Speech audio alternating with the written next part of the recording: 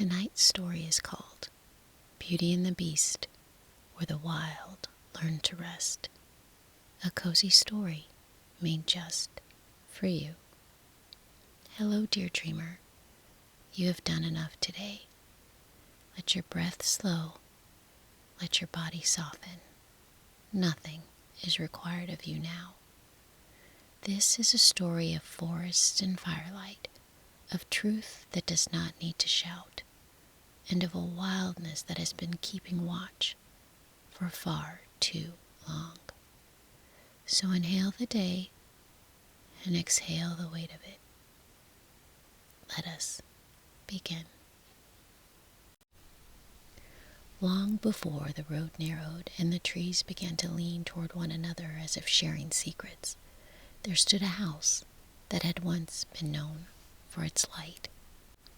It was not large in the way palaces are large, nor grand in the way halls of power announce themselves, but it had windows that welcomed the sun and doors that had known many hands. In earlier years, music had drifted from those windows, and voices, some young, some weary, some full of plans, had carried easily into the surrounding fields. Those years had passed. The house remained, but it had grown quieter, its laughter more deliberate, as if chosen rather than spilled. Where fine rugs once softened the floors, there were now worn boards, polished by careful steps. Where servants once moved with practiced ease, there were only the daughter's hands, steady, capable, and uncomplaining. And still there was laughter. This was not because the family had forgotten what they had lost. They knew it well. Loss had a way of announcing itself each morning in the sparseness of the table, in the careful mending of clothes, in the father's long silences by the fire. But the youngest daughter, Belle, refused to let sorrow decide the shape of her days. She rose early, often before the sun had fully shaken itself awake, and greeted the morning as if it were an old friend who might, at any moment, offer something unexpected. She sang while she worked, not loudly, not to perform, but softly, as one does when speaking to oneself. She found beauty where others passed without looking, in the frost on the window panes, in the way the wind moved through the tall grass, and the persistence of wildflowers that grew at the edge of the fields, bright and stubborn. Her joy was not careless. It was chosen. Belle understood their circumstances. She knew why the cupboards were thin and why her father's shoulders seemed heavier each season. She knew the story of their fall as well as anyone. But she did not allow that knowledge to dim her spirit. If the world had narrowed, she expanded inward. If the days grew harder, she made them richer. Her elder sister was different. Where Belle moved like water finding its way around stone, her sister moved as if the world were watching. She was graceful, composed, and exquisitely mannered, every bit of a woman that society admired. She bore the reduced life with dignity and restraint, wearing hardship like a garment carefully tailored to fit. The sisters loved one another, but they saw the world through different lenses. Where the elder accepted what could not be changed, Belle questioned what should not be accepted at all. Their father watched them both with a complicated tenderness. Once he had been a man of influence and abundance, his name spoken with respect, his opinions sought, his ventures admired. He had believed, too deeply, that fortune was proof of virtue, and that success excused risk. When that tide turned, as tides do, he had been unprepared for its force. His daughters had paid the price of that unpreparedness. He loved them fiercely, but love alone had not saved them from want. And now, as he sat by the hearth in the evenings, staring into flames that offered neither answers nor absolution, he wondered, too late, what might have been different had he chosen patience over ambition, steadiness over spectacle. Belle often joined him there. She would sit on the hearthstone, close enough to feel the warmth, and speak of small things. The birds she had seen that day, the way the clouds had gathered like mountains in the sky, the book she was reading aloud in her mind, even as her hands worked. She did not avoid his sadness, but she did not kneel before it either. There is still goodness here, she would say, not as comfort, but as fact. And sometimes, when he listened, the lines in his face would soften, just slightly. Outside the house, the land had begun to change. The forest beyond the fields had grown thicker, darker, as if reclaiming what once belonged to them. Wolves were rumored to roam nearer the roads now. Travelers spoke in lowered voices of paths that twisted when they should not, of ruins half swallowed by ivy, of old magic stirring, not bright and showy, but ancient and patient.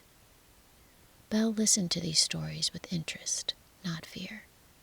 She had always believed the world was larger and stranger than people allowed, that wildness, when respected, did not exist to harm, but to remind. She did not yet know how soon that reminder would come. The news arrived on a day that did not ask to be remembered. A rider came down the narrow road in the late afternoon, his horse pale with dust, his voice rough from travel. He asked for water first, then rest, and finally for news of his own affairs. In return, he offered what travelers always brought with them, stories shaped by distance and desire. He spoke of ships thought lost but now returned to port, of cargoes held in dispute, of ledgers reopened and claims re-examined, not because justice demanded it, but because no one had been vigilant enough to stop it. The father listened without speaking at first. When he did speak, his questions were careful, too careful. He asked about markings on hulls, about dates of departure and arrival, about names that had once been familiar to him. He asked who now claimed what, and how firmly those claims were held. When the writer shrugged and said that the ownership was often a matter of timing and persistence, the father nodded as though a private thought had just found confirmation. That evening, the house felt smaller. He paced as he spoke, his words circling the same idea from different angles. He spoke of misfortune, of things taken under cover of chaos, of how easily the world forgot who had built what first. It was never truly theirs, he said at one point, not looking at either daughter. Not in the way it should have been. Belle listened from the hearth, her hands folded loosely in her lap. She did not challenge him at once. She had learned that arguments made too early were dismissed too easily. Instead, she watched the way his voice sharpened when he spoke of loss, the way his reasoning bent toward entitlement rather than repair. The road is not kind to men who chase what has passed, she said finally, especially when they believe themselves owed. He smiled then, thinly, as though indulging a clever but impractical thought. I am not chasing, he replied. I am reclaiming. Her sister remained quiet, her needle moving steadily through fabric.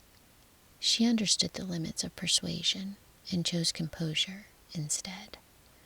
By morning, the father had made his decision. He dressed with unusual care, choosing garments that suggested former authority rather than present need. He gathered papers whose relevance had grown vague with time, but which still carried the weight of possibility. When Belle noticed that he avoided her eyes as he prepared to leave, she felt a familiar tightening in her chest. "You will come back safely," she said, taking his hand in hers.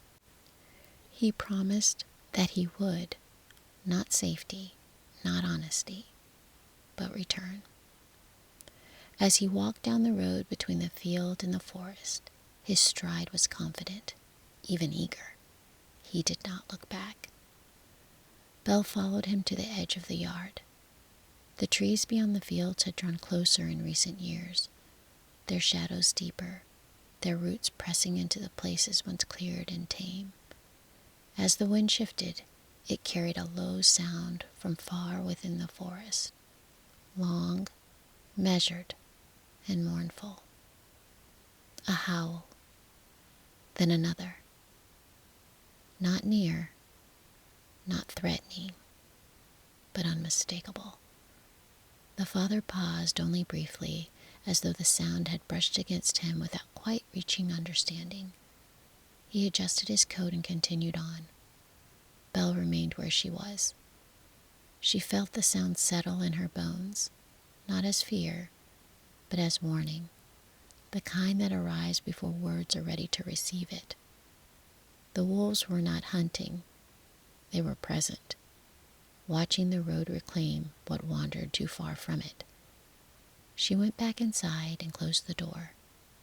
She hummed as she worked that evening, softly and deliberately, shaping her own small world against the unease she could not quite name. She had the sense, deep and unwelcome, that her father had not merely stepped onto a road. He had crossed a threshold. Outside, the forest leaned inward, and somewhere beyond the fields, the wolves lifted their voices again, not in anger, but in acknowledgement. The road did not welcome him. At first, it pretended it might. He reached towns pressed close to the water, where docks groaned beneath old timbers and men spoke freely of fortunes gained and lost within the tides. There were taverns thick with smoke and speculation, where names were traded as currency and stories grew larger with each retelling. The father listened. He told himself he was only gathering knowledge, that knowledge was not the same as intent, that understanding the world as it was did not mean agreeing with it. When he heard of a vessel bearing markings once associated with his own ventures, his interest sharpened. When he learned that ownership had changed hands under circumstances no one could quite explain, he nodded as though the confusion itself were proof of wrongdoing. "Things slip," he said to those who would listen. "In times of disorder, what is taken is not always given freely." When the papers were unclear, he pressed forward. When memories conflicted, he favored the version that restored what he believed had been stolen from him. He did not see himself as dishonest. He believed, sincerely, that he was correcting an imbalance the world had been too careless to mend. Each small decision felt reasonable on its own. Together, they formed a pattern. Resistance came slowly at first. A clerk who asked him to wait, a captain who refused to yield without proof, a ledger that did not align with his recollection. His patience thinned. His voice grew sharp where it had once been smooth. He reminded himself, and others, of who he had been. The world reminded him of who he was now. By the time authority intervened, the story had already been written. Claims were denied, accusations gathered like winter clouds. Some deserved, others exaggerated, but all heavy enough to blot out whatever hope had brought him there. This time, there was no sense of cruel chance, only consequence. He left under a sky already turning, the air colder than it had been days before. The road that led him away from the towns did not straighten as he expected. It narrowed, bent, slipped between stands of trees that pressed closer with each mile. Winter arrived early in that country. Snow fell unevenly, catching in branches and settling into drifts that hid the ground's true shape. The horse slowed, uneasy, its breath rising in white clouds. The forest absorbed sound, making even the creak of a saddle seem intrusive. Then came the feeling. Not fear at first, awareness. The father sensed movement beyond the trees, not sudden, not frantic, measured, deliberate, as though something had noticed him and was deciding what to do next. A low sound rolled through the woods, then another. Wolves. They did not rush him. They did not bare their teeth or howl in challenge. They moved in parallel, unseen but unmistakably near, testing the space he occupied. He urged the horse forward. The animal faltered, slipped, and panicked. In its fear it bolted, throwing him hard against the frozen ground. Pain flared bright and sharp. By the time he struggled to his feet, the horse was gone, reins trailing, hooves fading into the distance. The wolves closed in then, not to strike, to surround. Branches snapped beneath their weight. Shadows shifted between trunks. The father swung a fallen limb wildly, shouting into the dark, his breath ragged, his heart hammering. The wolves held their distance, calm and patient, as if waiting for him to understand something he had long avoided. When he ran, they did not chase. They followed. He fled without direction, lungs burning, boots slipping on hidden ice. The forest seemed to rearrange itself as he passed, paths narrowing where they should have been open, roots rising where the ground should have been clear. Just when his strength failed entirely, he saw a light ahead, steady, unmoving. A castle stood at the forest heart, its walls old and thick with ivy and age. Snow did not cling to its steps. The gates stood open, neither welcoming nor forbidding. Behind him, the wolves stopped. They did not cross the threshold. Panting, shaking, and certain that whatever lay ahead could not be worse than what waited behind, the father stepped forward. His foot crossed the boundary between forest and stone. The wolves turned away. The gates closed with a sound that was not loud, but final. And the forest, having delivered him, right where he belonged, fell silent. The castle did not greet him. It did not echo his footsteps in welcome, nor did it rush to announce itself with banners or torches.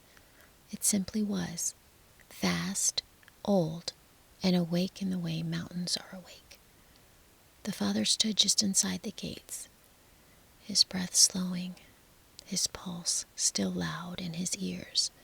Snow did not follow him across the threshold. It lingered at the boundary, as if uncertain whether it belonged there. The air inside was warmer than the forest, but not soft. Stone corridors stretched ahead, their walls worn smooth by time rather than hands. Ivy crept indoors without apology, its roots threading through cracks in the stone as though the castle had grown from the forest, rather being built against it.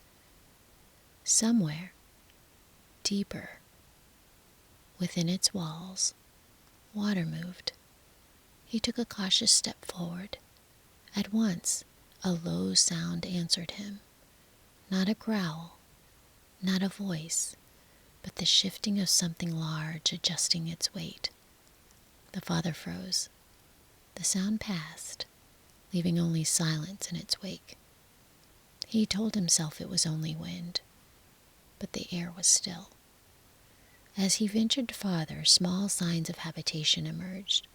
A long table set with food, still warm, A fire burning low, but steady, candles lit, though no hand was near them. Nothing here sparkled, nothing glittered. The magic was old and practical, meant for endurance rather than delight.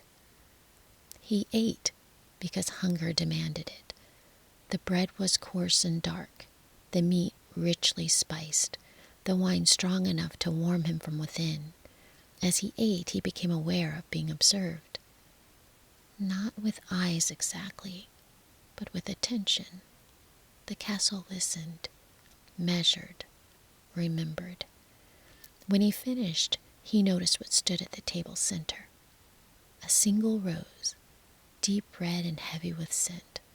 Its stem thorned and wild, as though it had been cut from a hedge rather than cultivated. Its petals seemed almost black at the edges, velvet and alive. Without thinking, without asking permission, he reached for it. The moment his fingers closed around the stem, the air changed. The fire flared, the candles guttered, the sound returned, closer now, unmistakable in its weight and intention. The father turned. From the shadowed end of the hall, something moved forward. The beast did not rush. He emerged slowly, his form massive and furred, crowned with thorns worn smooth at the tips. His eyes caught the candlelight, not bright, not savage, but ancient and precise. He smelled of earth and iron and rain-soaked stone. The ground seemed to acknowledge him as he advanced. "You take what is not yours," the beast said, his voice low and resonant, like rock shifting under pressure. "Again." The father dropped the rose. It fell to the stone floor and did not break. "I meant no harm," he stammered. "I was lost. I sought shelter." The beast regarded him for a moment. "This place shelters many things," he said. "None of them are claimed without cost." The father fell to his knees then, not in reverence, but exhaustion. Words spilled from him, apologies shaped like explanations, remorse softened by justification. He spoke of loss, of injustice, of being wronged by the world. He spoke of how much had been taken from him. "I have nothing left," he said at last, his voice breaking. "No gold, no lands, no claim the world will honor. But I am not without value. I have daughters, good daughters. They are young, capable. They could—" The beast's head lifted. The air stilled. "You would offer them?" the beast said, not accusing, not surprised, simply naming what had already been spoken. The father faltered, as though the thought had only just revealed itself fully. His mouth opened and closed before he found the words enough to continue. "I would offer anything," he said finally, "to settle what is owed." The beast regarded him for a long moment. Between them, the rose lay untouched. "You speak of debt," the beast said quietly, "and yet you measure its cost in futures that are not yours alone." The castle seemed to draw a breath. The father lowered his head. The beast turned away. "You will remain here," he said, "until the debt you have named is answered." The castle responded at once. Doors closed where none had been before. Vines thickened along the walls. The fire settled into a watchful glow. Outside, far beyond the stone, the forest shifted. Wolves passed along the outer edge of the grounds, their presence felt rather than seen. They did not challenge the walls. They did not need to. The castle had taken custody, and the wild, recognizing one of its own, withdrew. The father slept, but it was not the sleep of rest. It was shallow and uneasy, filled with the sound of doors closing and roads narrowing, of voices asking questions he could not answer quickly enough. When he woke, the light in the chamber was pale and steady, filtering through high windows cut deep into stone.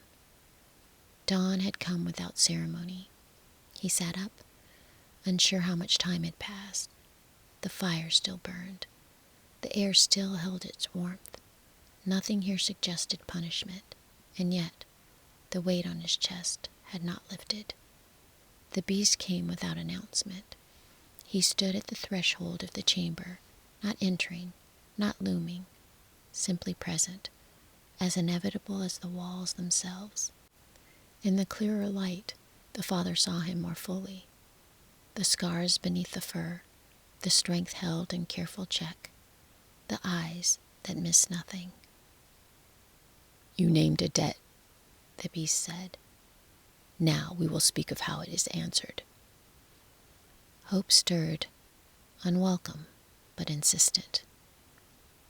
"I will work," the father said quickly. "I will labor for you. I will serve this castle in whatever way you require. I have hands. I have skill. I will give you my life if that is the cost." The beast did not move. "You offer effort," he said, "but effort is not what you withheld." The father frowned, confusion tightening his brow.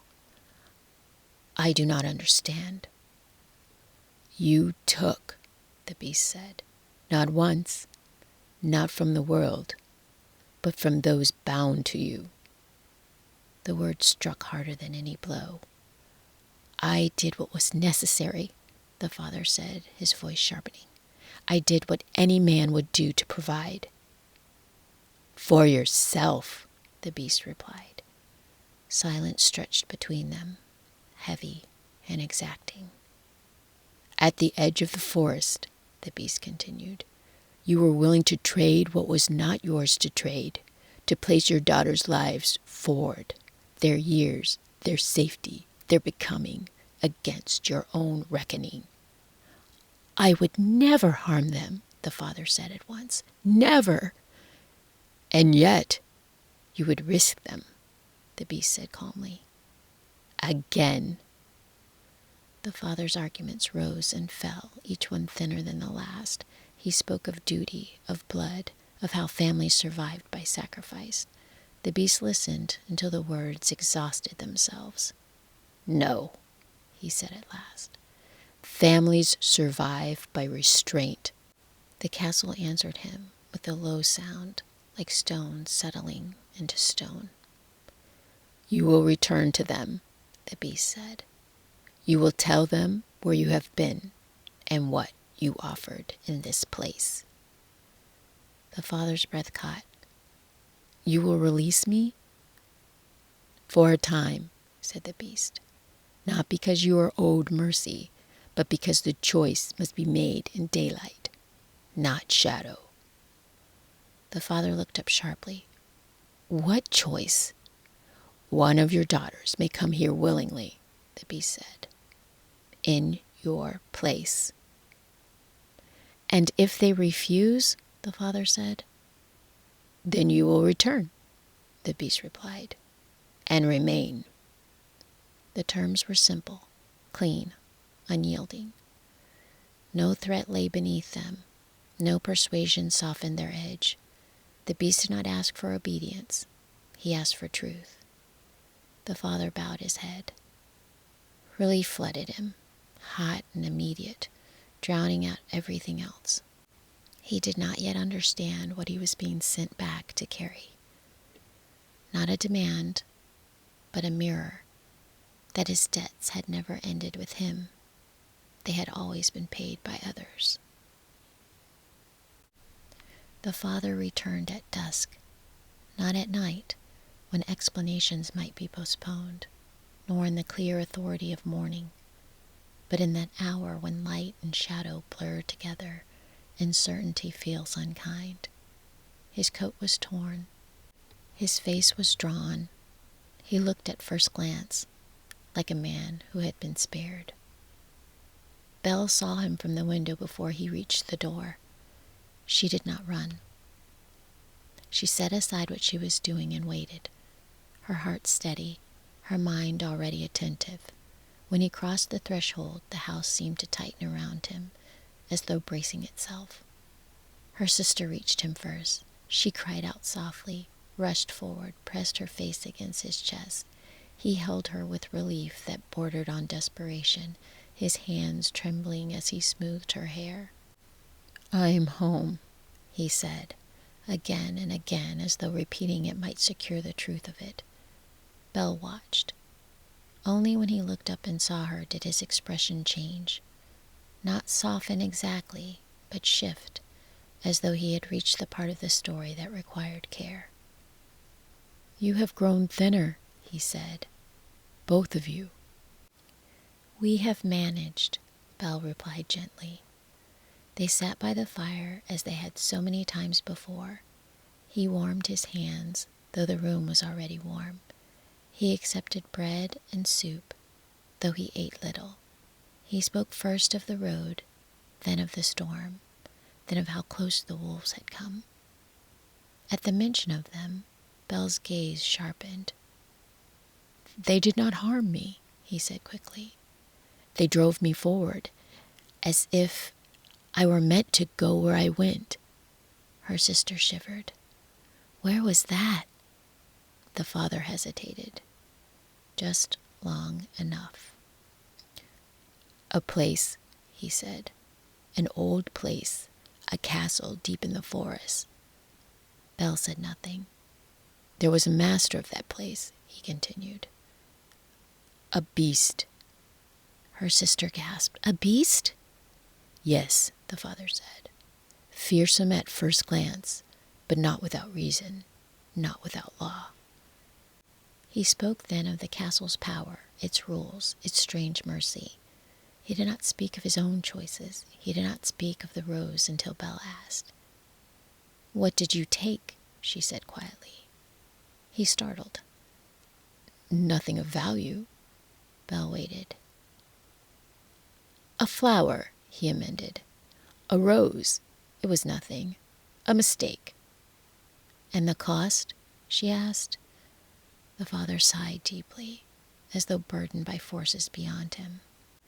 "He was angry, justly so, but he did not strike me. He did not imprison me as he might have." Her sister leaned forward. "Then why are you here?" He looked at her then, full and direct. "Because he is not cruel," he said.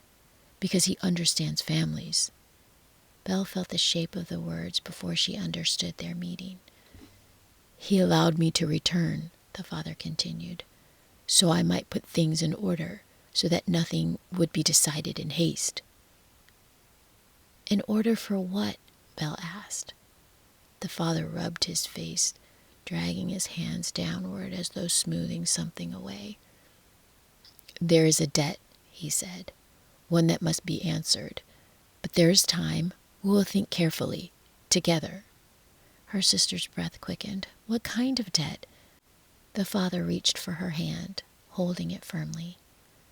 "Do not trouble yourself. I would never allow harm to come to you." Belle noticed what he had not said.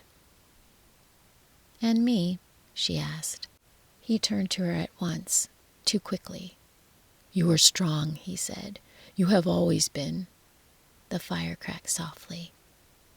"The beast believes," the father went on, "that some wrongs cannot be settled by gold or labor alone. The presence has weight, that loyalty." "Whose presence?" Belle asked. He smiled then, faintly, wearily. "My dear, there is no demand, only possibility, one that will never come to pass." Her sister exhaled, relief flooding her face. "Then there is nothing to decide." The father nodded. "Nothing at all." Belle did not nod.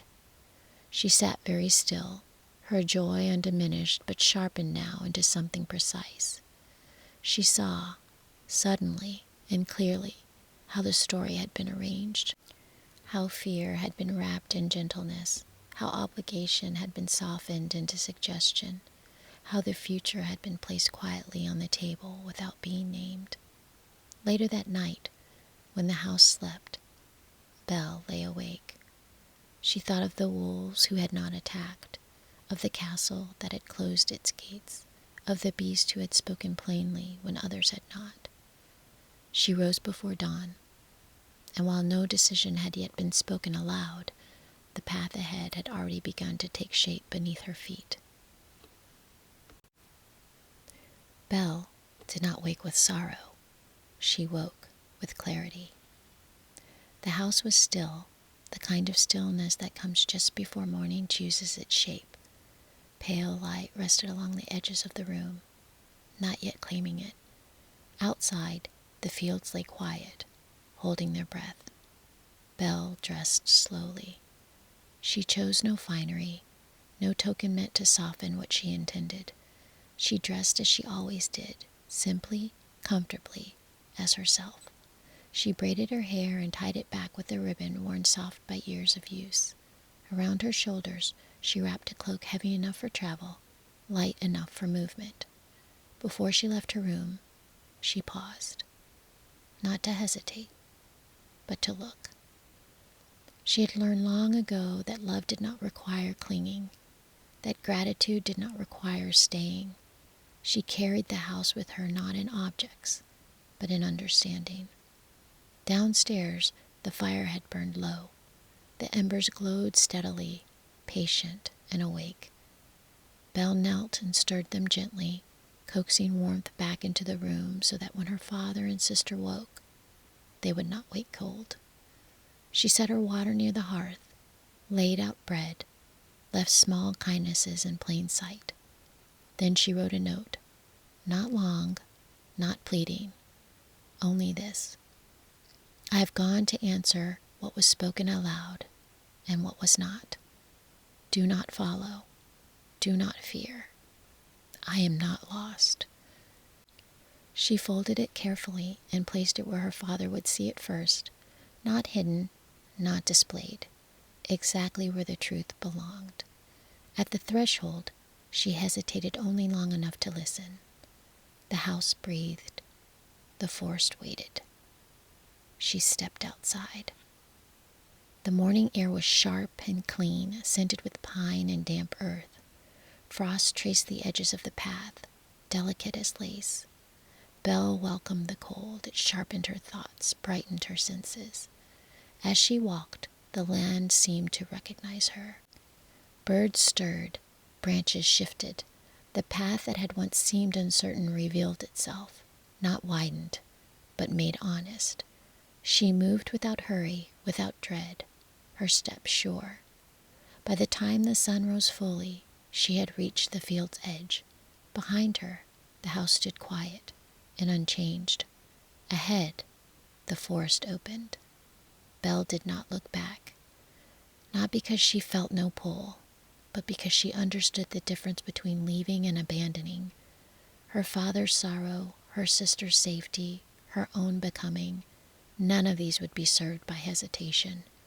She crossed beneath the first trees. The forest did not close around her. It accepted her. Light filtered through the bare branches, dappling the ground in shifting patterns. The air grew cooler, richer. Belle felt the wildness there, not as a threat, just as a presence. And then she heard it. Not close, not distant. A sound that carried weight rather than warning. Wolves. They did not circle her. They did not announce themselves with challenge. They moved alongside the forest's deeper rhythms, their awareness brushing against hers without touching. Belle smiled, just slightly. I know, she said aloud, to no one and to everything. She walked on. By the time the castle rose before her, its walls dark with age, its towers grown into the land itself, Belle felt neither fear nor triumph, only readiness. She stepped forward, toward a place not meant to be softened, but understood. At the gates, which had closed behind her father, opened at her approach. Belle entered the castle without announcement. The gates closed behind her with certainty, and the sound echoed once through the stone walls before settling into quiet. The air was warm, carrying the scent of moss and old fire, of rain that had soaked into stone and never quite left. She stood still. Not because she was afraid, but because listening mattered here. The castle was awake. It did not rush to accommodate her. Candles did not flare at her approach. Doors did not open themselves in welcome. Instead, the space adjusted slowly, almost imperceptibly, like an animal shifting its weight to better see who had come. Belle breathed in. This is a place that keeps its promises, she thought, and she liked it. She moved forward at her own pace, boots soft against the worn stone. Her joy remained within her, not bright and careless, but steady, like a held flame. She did not whistle, she did not hum. This was not a place for filling silence. It was a place for respecting it. The long hall opened before her, firelight low and constant. The table was set again, as it had been for her father. Food waited, untouched. The rose stood at the center, its petals dark and velvety, its thorns untrimmed. Belle did not reach for it. She sat instead, folded her hands in her lap, and waited. The sound came then, the same sound her father had heard, though it met her differently. The measured shift of something large, the quiet certainty of presence. The beast emerged from the shadows. He did not rush. He did not hide. He stepped into the firelight and stopped several paces away. His form was massive and furred, crowned with horns worn smooth by time. His eyes rested on her, keen and ancient, searching not for weakness, but for truth. "You are not afraid," he said. It was not a question. Belle lifted her chin slightly. "No." The beast studied her for a long time. "You should be," he said. "Perhaps," Belle replied, "but I am not." Something in the air shifted, not resistance, interest. "You know why you're here," the beast said. "Yes," Belle said. "And why you let my father go." The beast inclined his head once. He spoke. "He spoke carefully," Belle said, "as he always does." Silence stretched between them, not empty, but full. "You come willingly," the beast said. "I do," Belle answered, "but not because I am offered." The beast's gaze sharpened. "Explain." Belle stood. She did not move closer. She did not retreat. She stood exactly where she was, her presence clear and unyielding. "My father measures costs by what others will carry," she said. "You named that truth. I have come to prevent it from being carried again." The fire shifted, responding. "You would place yourself in that balance," the beast said. "You would live here, under my rule." "Yes." "And you do not bargain?" he asked. Belle smiled then, not brightly, not sweetly. It was a joy that had nothing to do with submission. "I am not here to bargain," she said. "I am here to end a pattern." The beast considered her. Outside the walls, the forest held its breath. "You will not flatter me," he said. "You will not soften what I am?" "No," Belle agreed, "nor will I fear it." The beast took one step closer. "You will be free to leave this place," he said, "if you wish." "I know," Belle said, "but I will stay." "Why?" he asked. Belle did not answer at once. She looked around the hall, stone worn by centuries, vines threading patiently through cracks, a fire that burned without waste. She thought of wolves that guided without harming, of a house where truth bent love until love itself became dangerous. Because this place tells the truth," she said at last, "and because I do not wish to live where truth is endlessly rearranged." The beast studied her for a long moment. Then he turned. "Come," he said, "there is much you have not yet seen." He did not offer his hand. Belle followed anyway.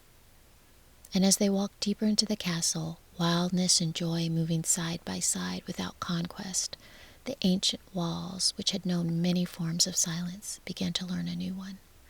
Not peace, but honesty. The days that followed did not announce themselves as kindness. They simply arrived. Morning came without urgency. Light filtered through high windows and settled where it pleased, warming stone that had not known warmth for a long time.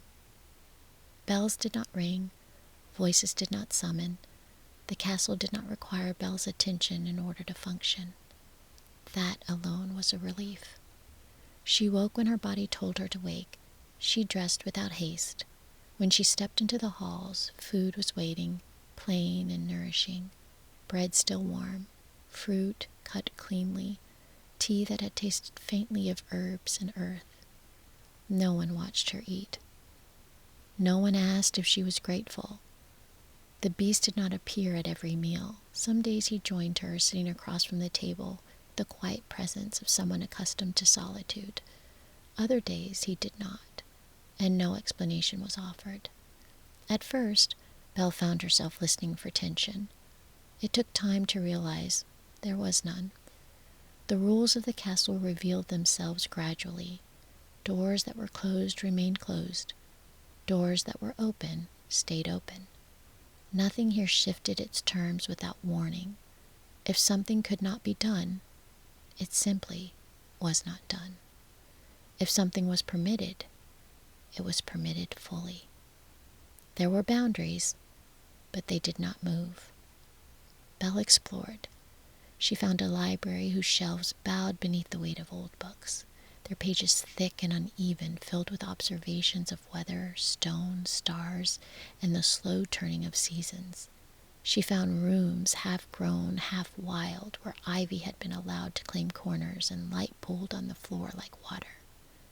There were gardens, too, not manicured, not tamed. Paths curved where roots insisted. Herbs grew where they would. Bees moved freely.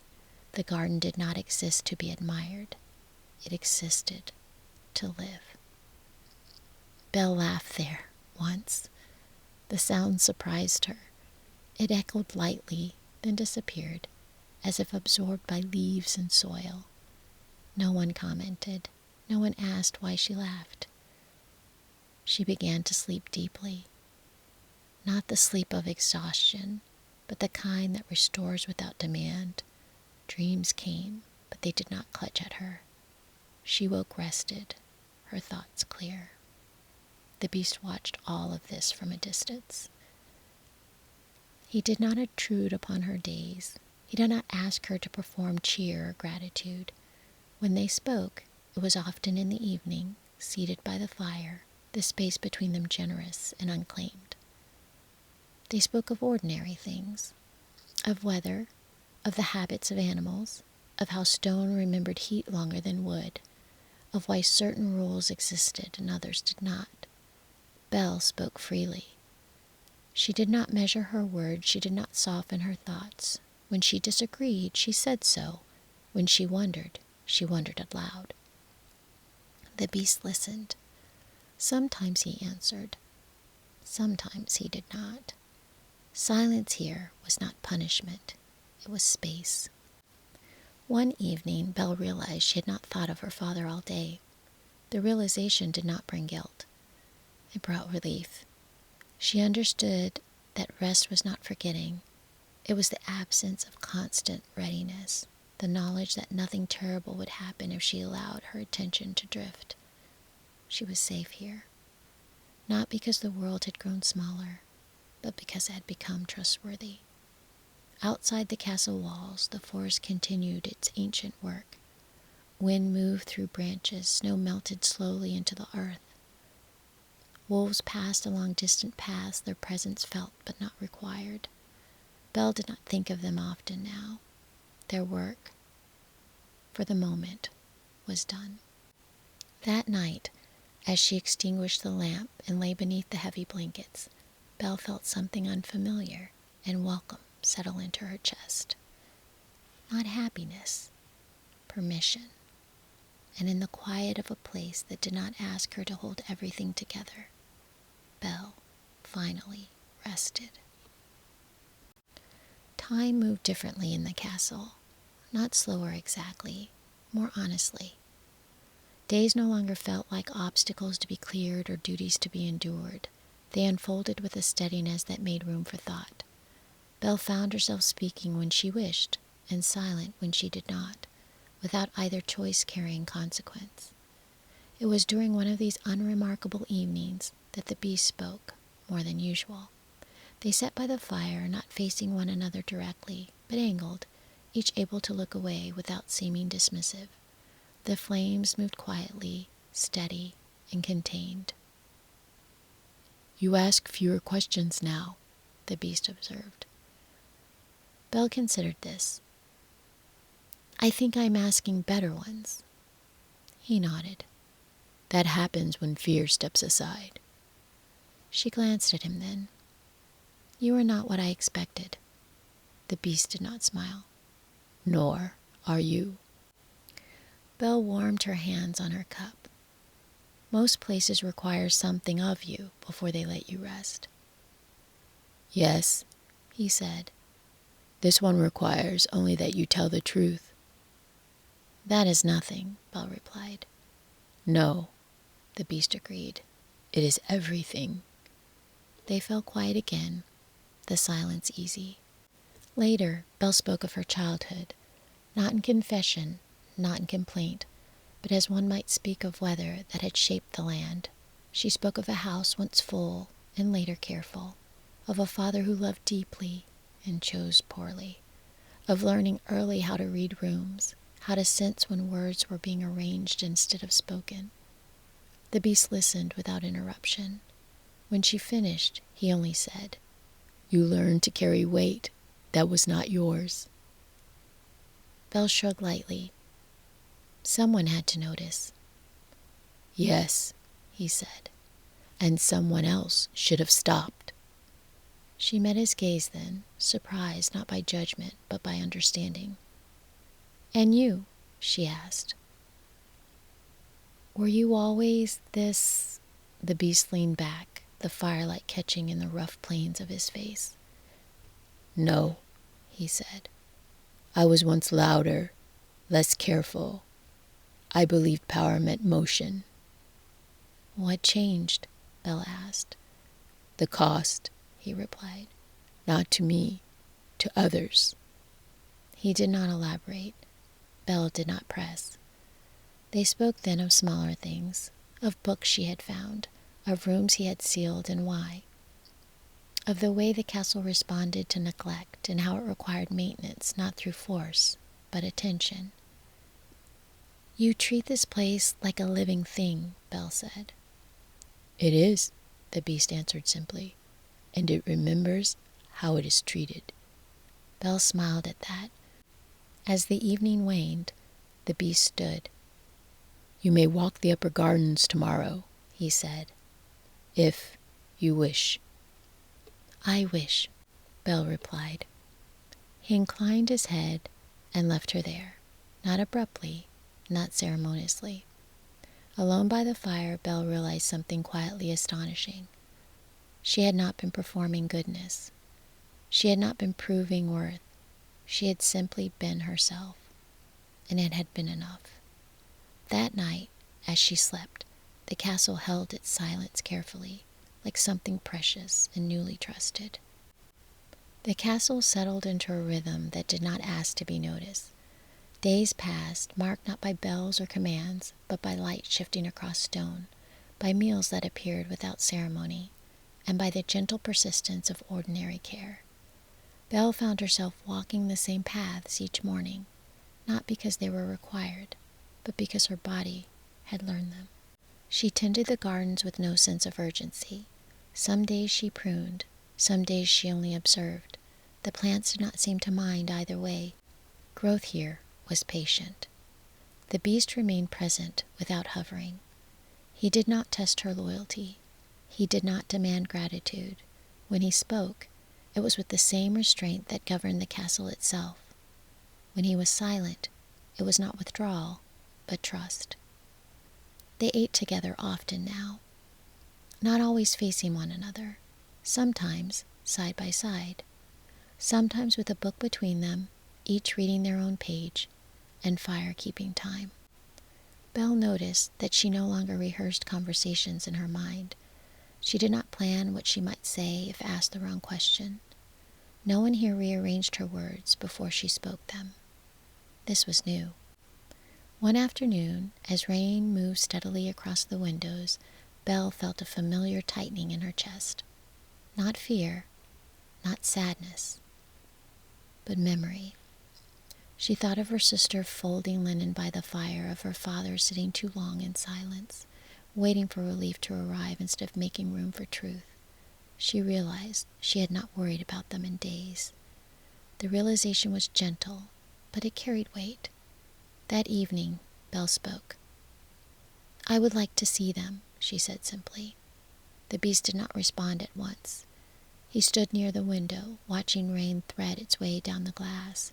When he turned, there was no anger in his expression, only recognition.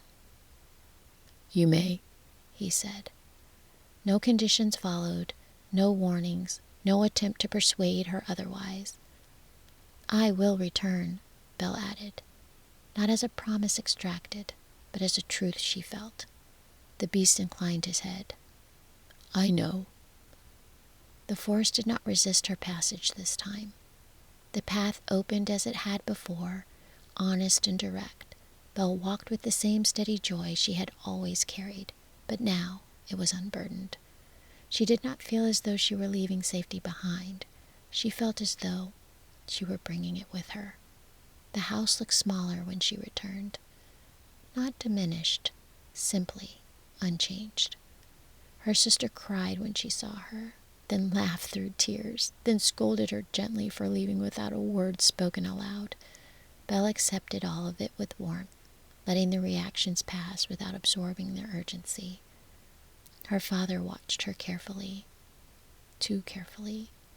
He spoke of relief, of gratitude, of how fortunate they had been.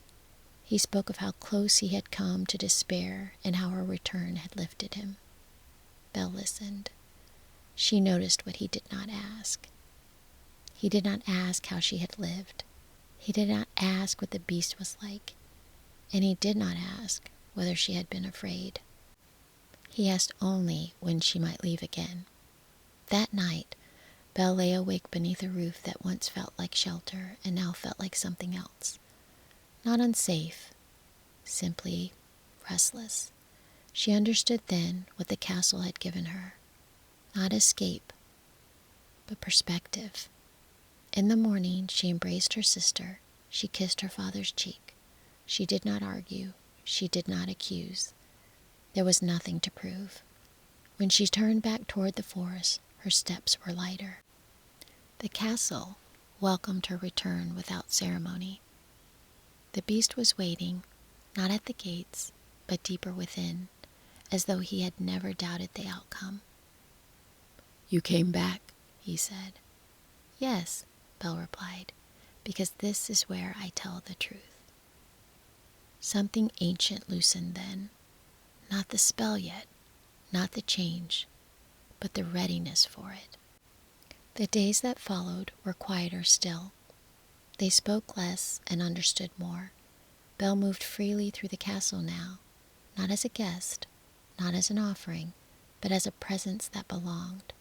The beast found himself listening for her footsteps without realizing he was doing so. One evening, as the autumn edged toward winter, Belle fell ill. Not gravely, not dangerously, but enough. The beast sat near her chamber, listening to her breathing. The fire kept low and steady. He did not touch her. He did not call for magic or demand intervention. He waited. Belle woke to find him there. You stayed, she murmured. Yes, he said. She studied him, her gaze clear, even in weakness. You always do. The words settled into the stone. It was not love that broke the spell. It was recognition. When the change came, it was quiet. No thunder, no spectacle. The beast stood one moment as he had always been, furred and horned and bound by restraint. The next, he was a man shaped by the same discipline, the same attentiveness, the same refusal to displace cost. The castle breathed out. Vines loosened, windows brightened. The walls did not lose their age, only their tension. Belle did not gasp. She smiled. Not because he was transformed, but because he was unchanged where it mattered. They did not speak of endings. They spoke of mornings, of gardens, of how winter could be kind when met properly. Far beyond the walls, the forest continued its watch. The wolves did not appear again. They were no longer needed. And Belle, who had once carried joy as armor, now carried it as rest. In the seasons that followed, Belle did not disappear. She sent word when the light changed, when the garden rested, when the air softened or sharpened. Not often, and not urgently, but honestly. She answered when she was asked, and no longer before. Her sister wrote back more than she spoke, small observations, ordinary moments, news that did not require solving. Belle read each letter by the fire and held them with care, without letting them pull her away from the life she was building. As for her father, she learned to love him without standing in front of him. She no longer rearranged the truth so he could bear it. She no longer softened her own clarity to protect his comfort. When she spoke to him, she spoke plainly. And when she was silent, it was not punishment. It was space. The distance did not break their bond. It changed its shape. Belle learned that love could exist without constant vigilance, that care did not require proximity, that stepping back was sometimes the only way to stop a pattern from continuing its quiet work. The castle remained a place of order and warmth. The garden grew wild in its chosen places and tame where it mattered. The days moved forward, steady and unremarkable, which was a kind of grace all on its own. And sometimes, far beyond the walls, when the forest shifted and the air felt newly honest, Belle sensed the wolves moving through the trees, not watching, not guarding, passing through. She smiled then, knowing what she had learned at last, that love does not mean carrying what was never yours to hold, and that choosing peace is not abandonment, it's arrival. The castle is quiet again. The fire has burned low, just enough light to soften the stone walls, just enough warmth to hold the night at bay. Somewhere deep within the old halls, a clock marks the hours softly, steady and patient, as if time itself has decided to rest. The air is warm, still, safe. Outside, the forest breathes, leaves settle, an owl calls once, then listens. Far beyond the trees, the world continues on, but it feels very far away now. You let your body soften, the way it does when nothing is being asked of you. Shoulders sinking, jaw unclenching, breath slowing, finding its own rhythm again. This is the kind of quiet that comes after truth has been spoken, after running has ended, after the door has closed gently behind you. Somewhere nearby, someone you love sleeps. A small sigh, a shift beneath the blankets, the sound of a dream turning over. You smile without trying. The day that began with sharp edges has folded itself into something kinder. The wildness has settled. The watchful guardians have stepped back. Nothing needs fixing now. Only resting. You think briefly of all the mornings that will come, of warm cups and soft light, of voices you know by heart, of love that shows itself, not in grand gestures, but in staying. The thought drifts through you like warmth through stone. Breathe in, slow and deep. Breathe out, even slower. The world feels smaller now, in the best way, contained, held, as if the night itself has drawn a blanket close around you. Tomorrow will arrive when it's ready.